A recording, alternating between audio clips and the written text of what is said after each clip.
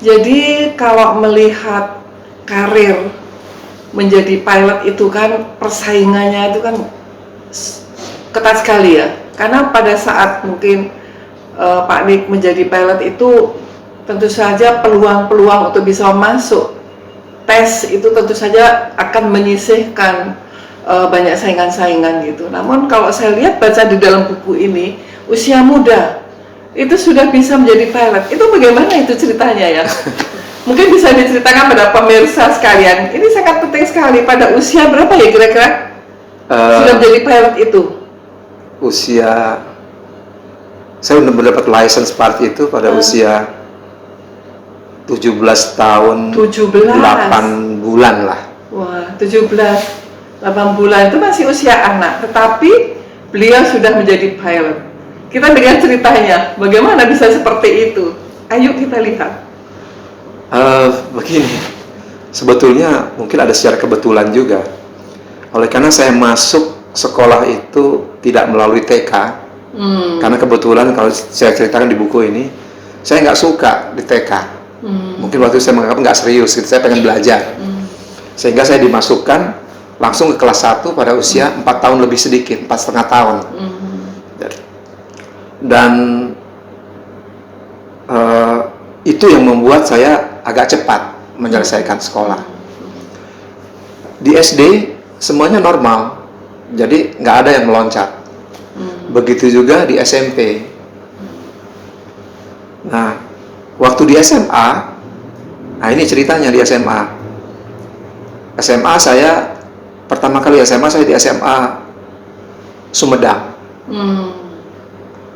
Tapi oleh karena tugas ayah saya, baru 1 kuartal dulu, 1 kuartal 4 bulan itu, ayah saya sebagai hakim dipindahkan ke Muara Bungo. Di Muara Bungo tidak ada SMA, belum ada SMA, masih hutan waktu itu. Sehingga saya disekolahkan, sempat menganggur dulu beberapa bulan, sehingga saya sekolahkan akhirnya dipindahkan, dikirim ke Bukit Tinggi. Di Bukit Tinggi saya juga masuk SMA 1. Ya, di sana saya hanya mengalami ya kira-kira 1 bulan di kuartal kedua. Selanjutnya saya masuk kuartal ketiga, saya berhasil naik ke kelas 2. Dan 2 saya berhasil naik dulu 2 paspal namanya. Ya, pasti alam. Ya zaman itu paspal itu ya kebanggaan juga bisa masuk paspal. Gitu, sehingga ya udah. Tapi baru saja kenaikan itu, tiba-tiba di Muara Bungo sudah ada SMA. Nah, SMA itu saya dipindahkan ke Muara Bungo. Nah, sampai di Muara Bungo saya begitu masuk di SMA, oleh karena saya dari dulu dari Sumedang di Bukit Tinggi itu SMA Teladan, sedangkan Muara Bungo SMA-nya baru, sehingga pelajarannya jauh, saya jauh mendahului dari teman-teman, sehingga saya ya di situ terpaksa bukan tidak bisa mengikuti, ya malah saya suka membantu-bantu guru untuk memberikan pelajaran ke teman-teman. Dan saya sendiri sudah homeschooling waktu itu. Cuman homeschoolingnya saya datang ke rumah guru saya. Guru saya kebetulan teman-teman ayah saya. Yang satu insinyur kehutanan, saya belajar fisika. Yang satu dokter, saya belajar ilmu kimia, biologi, dan lain-lain. Sudah.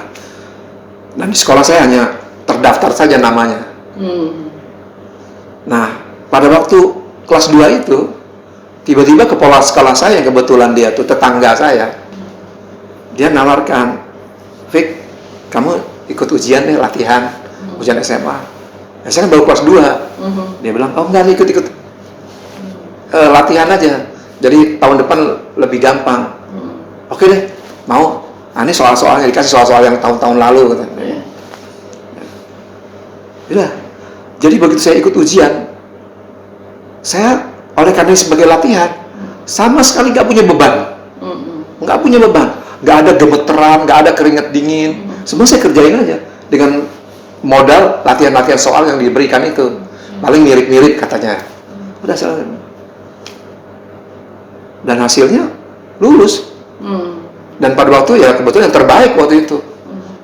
Rata-rata angkanya 99 semua ujian negara itu kan. Masih ujian negara. Ya, oleh karena itu pada waktu umur saya 15 tahun lebih, 15 setengah tahun. Gitu. Pada tahun itu. Jadi pada usia muda ini sudah bisa menerapkan pada kepercayaan diri sendiri untuk bisa belajar dengan sendirinya. Nah, kalau sekarang itu kan pada saat pertemuan Mas Nadiem, Menteri Pendidikan Kebudayaan itu menitipkan kepada DPR pada pertemuan kemarin itu, titiplah Merdeka Belajar. Saya lihat ini juga sudah Merdeka Belajar, artinya dengan Merdeka Belajar itu ada kesempatan untuk meningkatkan suatu kepercayaan diri, sehingga ini akan menjadi suatu keyakinan dan mau mencoba, dan akhirnya berhasil, walaupun dalam usia muda. Gitu. Nah, ini para pemirsa, ini sebagai suatu contoh bahwa untuk mengembangkan suatu potensi dengan belajar secara rutin, kontinu, percaya diri, melibatkan suatu keyakinan, akan bisa mencapai pada prestasi yang optimal. Ini sangat penting sekali dan perlu ini ya untuk selalu mencoba.